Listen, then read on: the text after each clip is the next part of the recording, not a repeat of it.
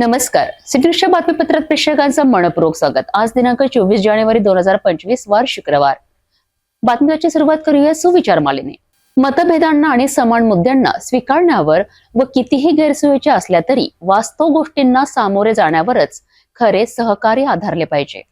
आजचा सुविचार आपण बघितला. आता बघूया बातमीपत्रातील ठळक बातम्या.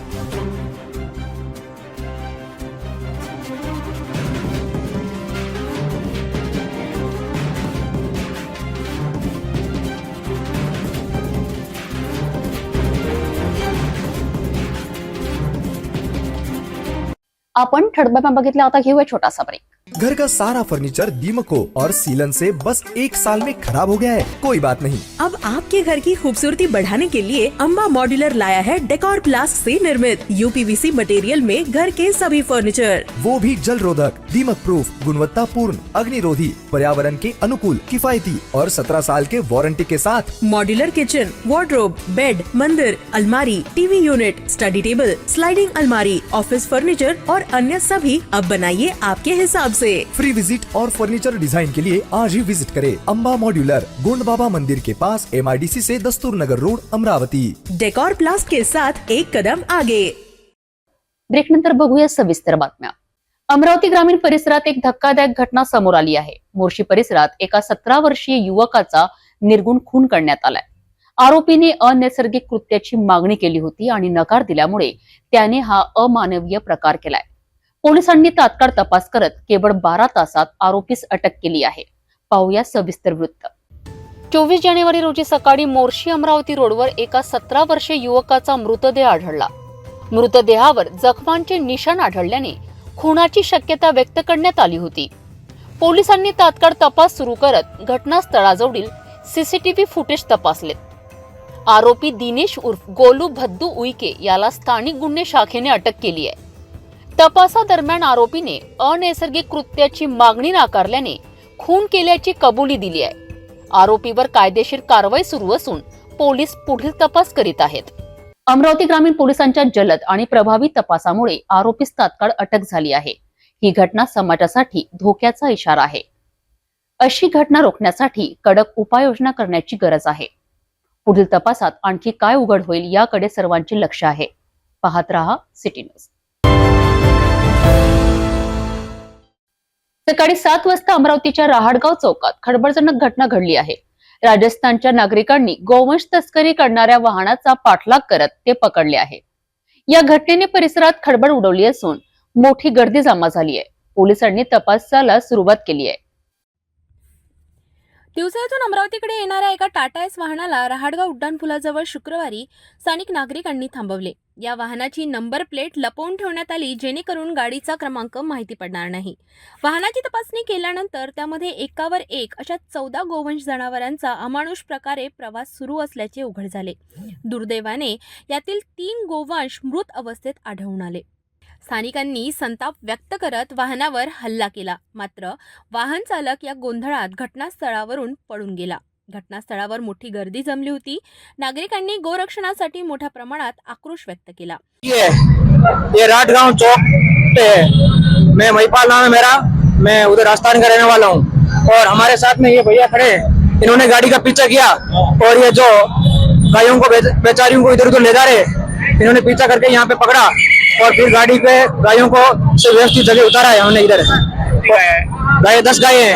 14 गाय. 2 गाय मर गए, 3 मर गई, 14 गाय थी. ये 7:30 बजे की है और हमने पुलिस प्रशासन को बोला भैया, तो वो क्या बोल रहे हैं कि हमको कोई मतलब नहीं, हम हमारी कार्रवाई करके जा रहे हैं. अगर है तो राजनीति में पावर है, आप करवा लो. ये बात होती है क्या कभी? हम बोलते हैं चाहे मेरी गर्दन भी कट जाए, लेकिन मैं गाय को नहीं मारने दूंगा, नहीं गाय को वो तस्करी करने दूंगा.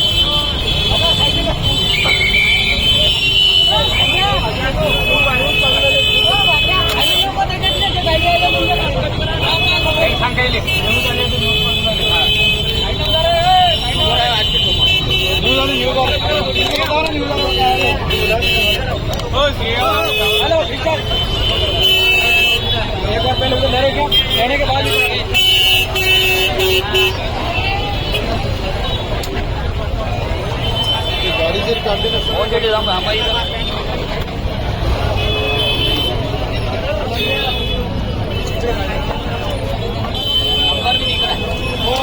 लॉक करके गया हो, खोलने के लिए उन्होंने ब्रेक खोलने के लिए उन्होंने वो किए थे, तो सब इधर में और कुछ टायर लेकर घटनेची माहिती मिळताच नांदगाव पेठ पोलीस घटनास्थळी दाखल झाले.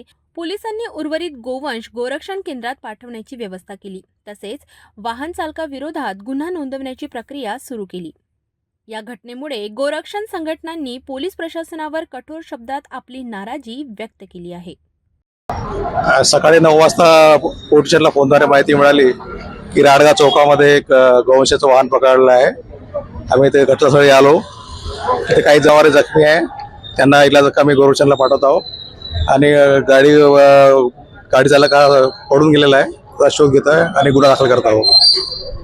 राहडगाव चौकातील या धक्कादायक घटनेने गोवंश तस्करी विरोधातील प्रश्न पुन्हा एकदा ऐरणीवर आणला आहे. नागरिकांच्या सजगतेमुळे मोठा अनर्थ टळला आहे. मात्र या प्रकरणातील दोषींवर कडक कारवाई होईल का हे पाहणे आता महत्त्वाचे ठरणार आहे. धारणी शहरात अवैध धंद्यांचा सुसाट वाढला आहे. हे आम्ही म्हणत नाही, तर आमच्या सिटी न्यूजच्या स्ट्रिंग कॅमेऱ्यात कैद झालेल्या दृश्यावरनं स्पष्ट होत आहे. एक आठवड्याआधी येथील अवैध वरली जुगाराचा वृत्तांत आमच्या सिटी न्यूजने प्रसारित केला होता. यावर पोलीस अधीक्षक विशाल आनंद यांना विचारले असता माहिती घेऊन कारवाई करतो असे स्पष्ट केले होते. मात्र आता पुन्हा येथीलच जुगाराची व्हिडिओ आमच्या सिटी न्यूज कॅमेऱ्यात कैद झाले आहे. यावरून या अवैध धंद्याला धारणी पोलिसांचा आशीर्वाद तर नाही ना, असा प्रश्न आता उपस्थित होत आहे. वरली जुगारावर पोलीस धाड टाकून कारवाई करीत असतात, मात्र पुन्हा तेच व्यवसाय पुन्हा नव्या जोमाने सुरुवात होत असते. असा प्रकार पोलिसांसह नागरिकांना सुद्धा चांगलीच माहिती असते. असाच व्यवसाय मेळघाटात धारणी तालुक्यात नागरी वस्तीत मोठ्या जोमाने सुरू आहे. येथे रेती जुगार दारू व्यवसाय चांगला जोर धरत आहे. अमरावती जिल्ह्यातील सर्वात शेवटचा तालुका आणि डोंगराळ भाग असल्याने येथे कायद्याचे वचक राहिलेले नाही.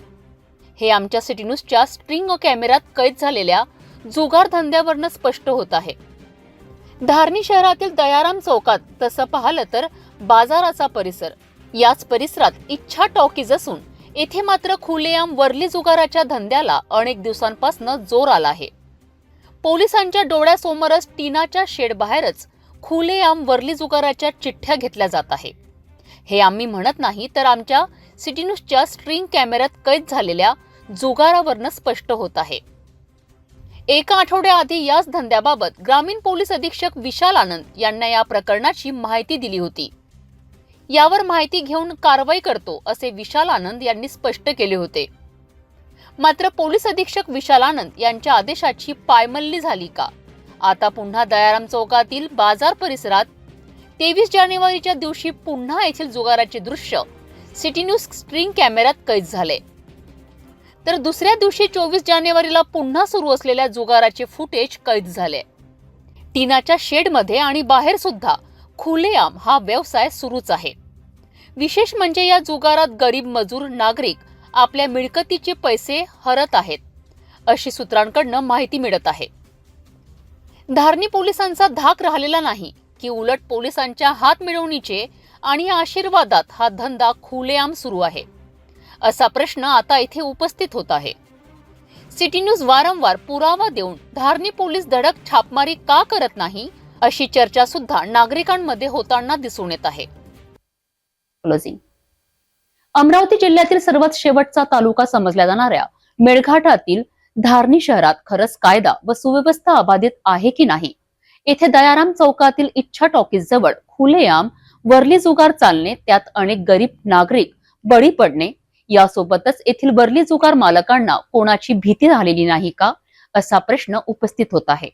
खुद्द पोलीस अधीक्षक विशाल आनंद यांना घटनेची माहिती असून सुद्धा आजही याच ठिकाणी खुलेआम सर्वांच्या नाकावर टिचून जुगार चालणे म्हणजेच पोलिसांचा धाकच राहिलेला नाही की स्थानिक पोलिसांचाच आशीर्वाद आहे, असा प्रश्न आता उपस्थित होत आहे. आज एक महत्वपूर्ण सामाजिक उपक्रम सुरू झाला आहे.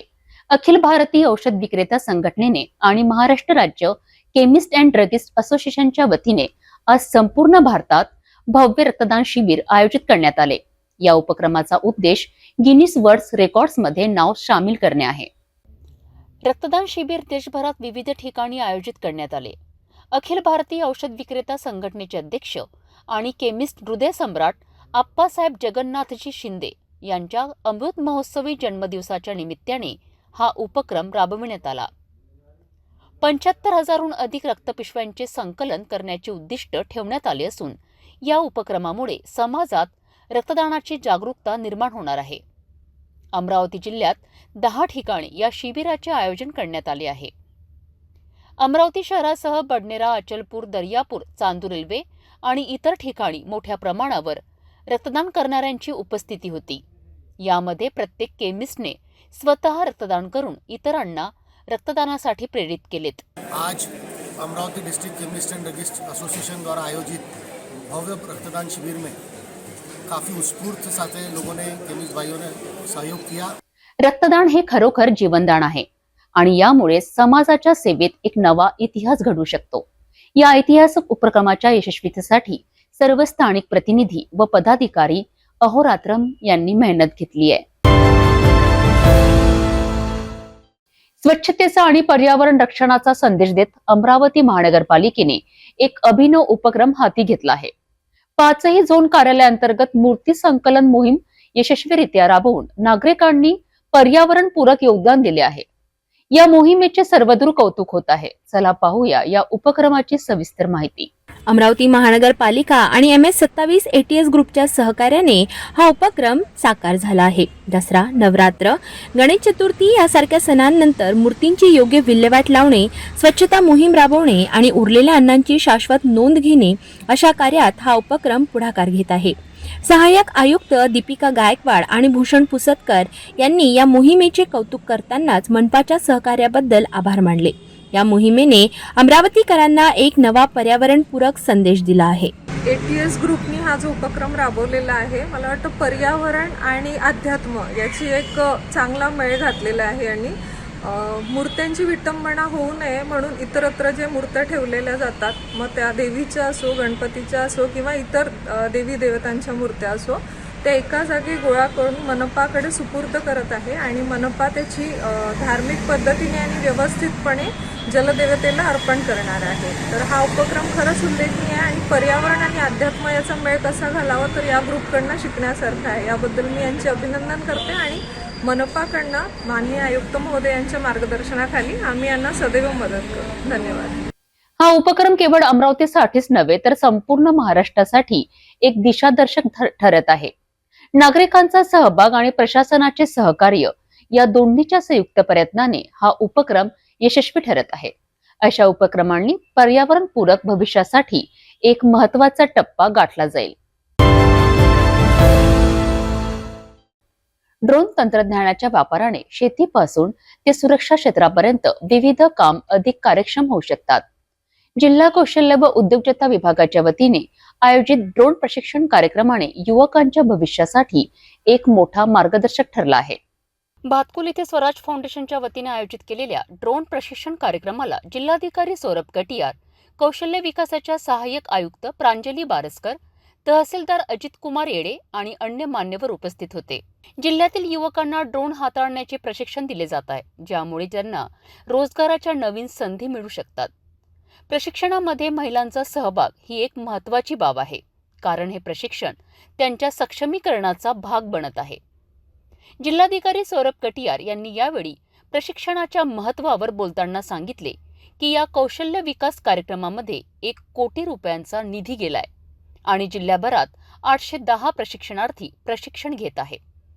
शेती क्षेत्रात ड्रोनचा वापर वाढवण्यासाठी शंका निरसन आणि जागरूकता महत्त्वाची आहे, असेही ते म्हणालेत. स्वामित्व योजनांमध्ये ड्रोनचा उपयोग करण्यासही त्यांनी महत्त्व दिले आहे. स्वामित्व योजना आहे आपली. आता इथे जे लोक उपस्थित आहेत त्यांच्या गावात सुद्धा तुमचे गावठाणामध्ये जे काही प्रॉपर्टी आहे, तुमची घर आहे, जे काही आहे, त्याची सगळी मॅपिंग आता ड्रोनच्या माध्यमातून करण्यात आली होती. आणि त्याने जी मॅपिंग केली आहे त्याच्या आधारावर आता तुम्ही लोकांना सनदचं वाटप सुरू झालेलं आहे. आता विशेष करून जे किसान ड्रोन ऑपरेटरचा विषय आहे, प्रशिक्षण तो शासनामार्फत फ्री ऑफ कॉस्ट दिला जात आहे तुम्ही लोकांना. तर प्रशिक्षणानंतर काय करावे यासाठी सुद्धा शासन स्तरावर पुढाकार घेतले जात आहे. आणि 1 वर्षापासून कृषी विभागामार्फत सुद्धा ड्रोनचा जे डेमो आहे ते देण्यात आलेलं आहे. ह्यासारखी ट्रेनिंग बाकी इतर जिल्ह्यातसुद्धा सुरू झालेली आहे. तो फर्स्ट टाइम पुढाकार घेण्यात आला अमरावतीमध्ये आणि त्याच्यासाठी ठाकरे महाराज फाउंडेशनचं सुद्धा आणि त्याचबरोबर बारस्कर मॅडमचं सुद्धा कौतुक केला पाहिजे. यशस्वी ड्रोन प्रशिक्षणामुळे युवकांना नवे ज्ञान मिळण्याची संधी मिळत आहे. तसेच ग्रामीण भागात तंत्रज्ञानाच्या वापराचे नवे द्वार उघडले जात आहे. अशा प्रशिक्षणांसाठी युवकांनी मोठ्या प्रमाणावर सहभाग घ्यावा. या कार्यक्रमामुळे भविष्यात विविध क्षेत्रात ड्रोनचा प्रभावी वापर होईल.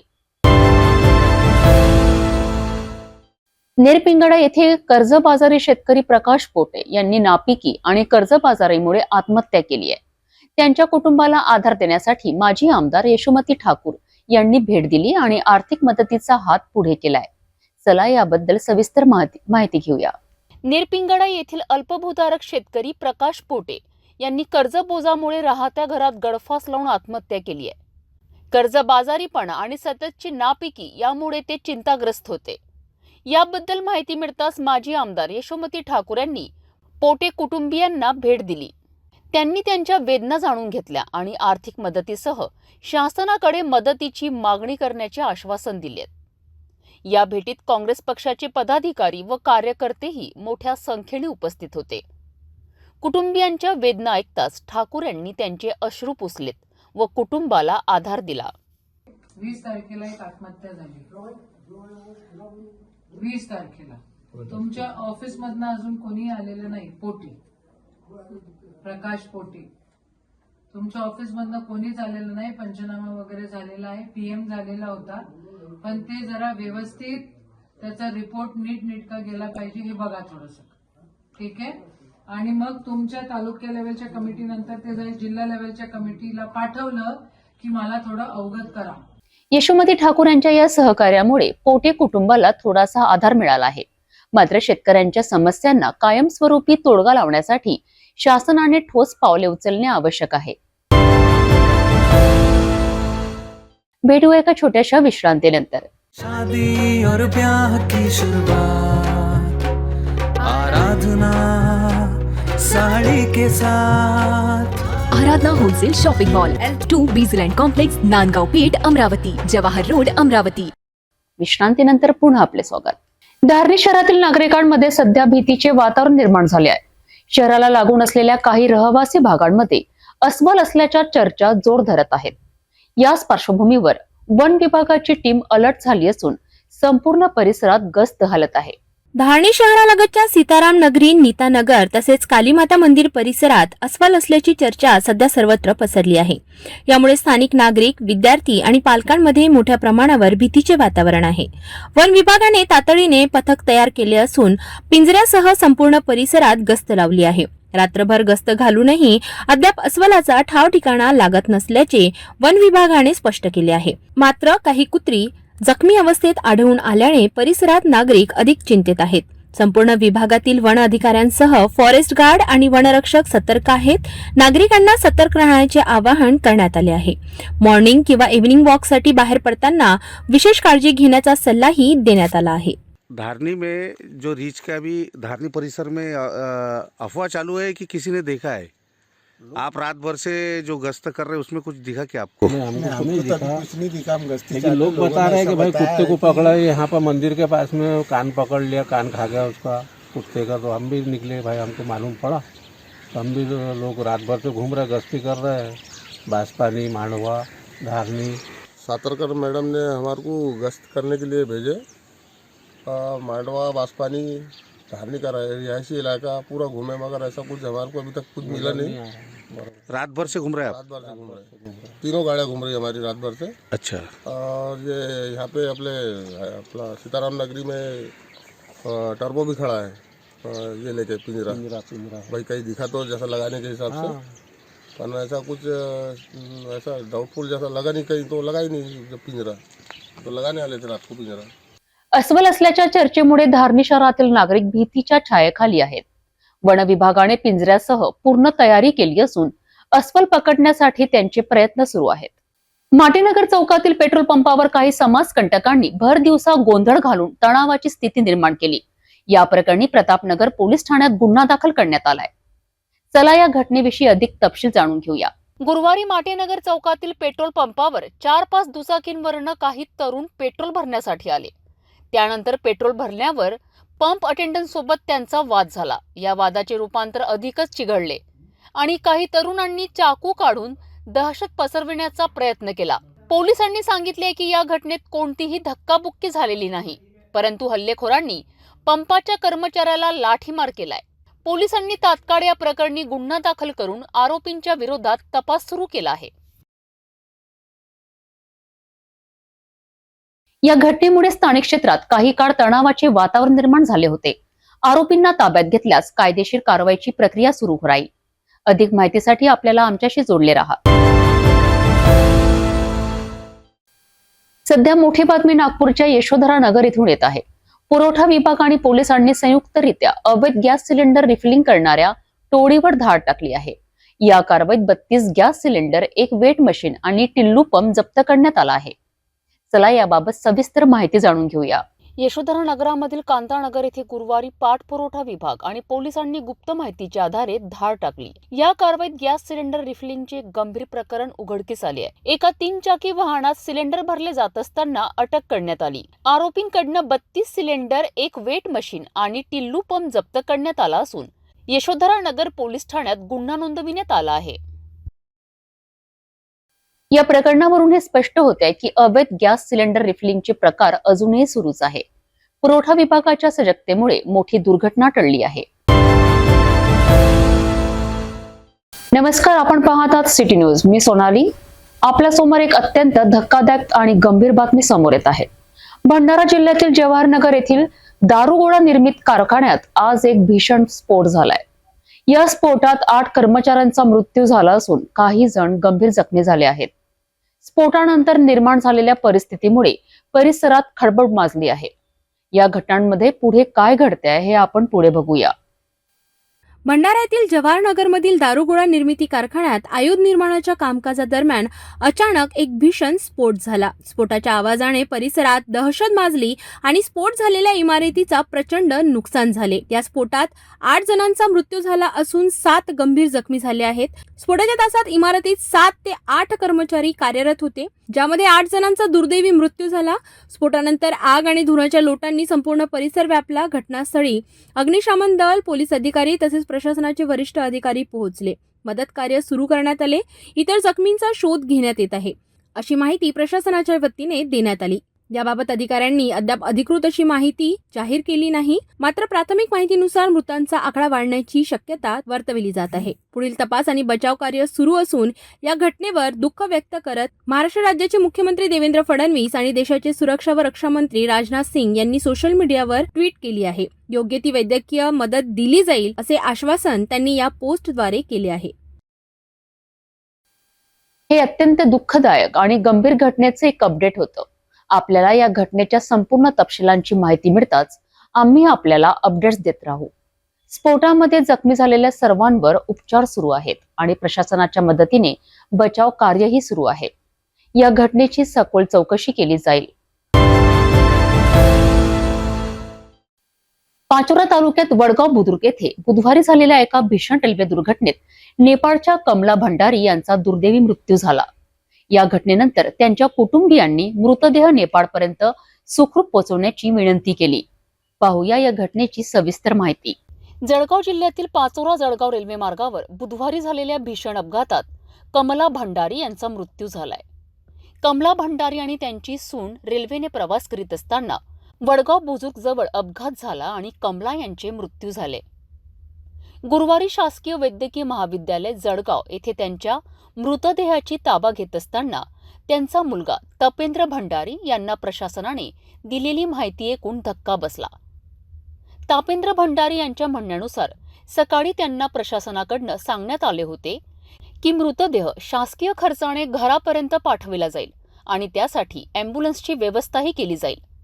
मात्र त्यानंतर प्रशासनाच्या घुमजावमुळे सांगण्यात आले की मृतदेह रेल्वेने पाठविला जाईल. तापेंद्र यांचे म्हणणे आहे की आम्ही नेपाळी नागरिक आहोत म्हणून आम्हाला भेदभाव का, यामुळे प्रशासनाच्या कामकाजावर प्रश्नचिन्ह उपस्थित झाले. तापेंद्र यांचे कुटुंबीय आणि त्यांचे मित्र संदीप कुमार प्रजापत यांनाही त्रास झाला आहे. त्यांनीही या संदर्भात प्रशासनाला भावना व्यक्त केल्या आहेत. तपेंद्र भंडारी यांनी प्रसारमाध्यमांना सांगितले की ज्या रेल्वे अपघातात माझ्या आईचा मृत्यू झालाय त्याच रेल्वेने मृतदेह पाठवण्याचे आम्हाला मान्य नाही. आम्हाला एक साधी ॲम्ब्युलन्स हवी आहे. यावर रेल्वे अधिकारी आणि प्रांताधिकारी यांच्या उत्तरांमुळे तपेंद्र यांच्या भावना आणखी संतप्त झाल्या आहेत.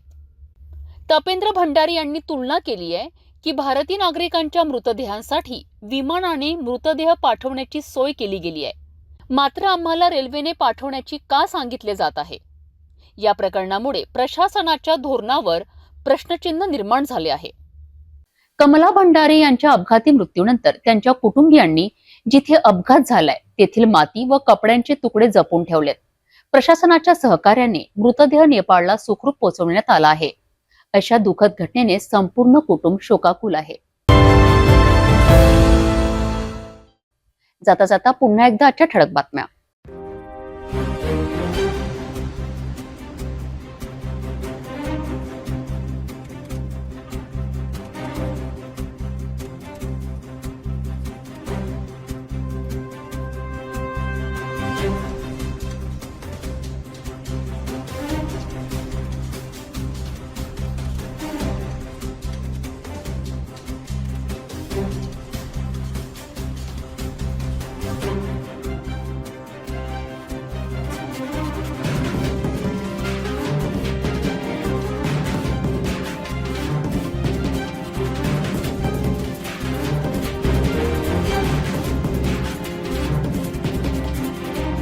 आपण आता सिटी न्यूज चॅनल आपल्या टीव्हीवरही बघू शकता. यामध्ये next channel 117, Jio channel 872, GTPL channel 73, RRC 899, Fastway channel 256 तर सिटी केबल चॅनल 92 वर. आता अमरावती विदर्भानंतर महाराष्ट्राचे दर्शक घर बसल्या आपल्या केबल टीव्हीवर सिटी न्यूज बातमी पाहू शकाल. लवकरच आम्ही आपल्यापर्यंत पोहोचणार आहोत. जर आपल्या टीव्हीवर सिटी न्यूज चॅनल दिसत नसेल तर आपण आपल्या केबल ऑपरेटरशी संपर्क करावे. आपण सिटी न्यूज केबलच्या व्यतिरिक्त युट्यूब, फेसबुक, इंस्टाग्राम आणि ट्विटरवर बघू शकता.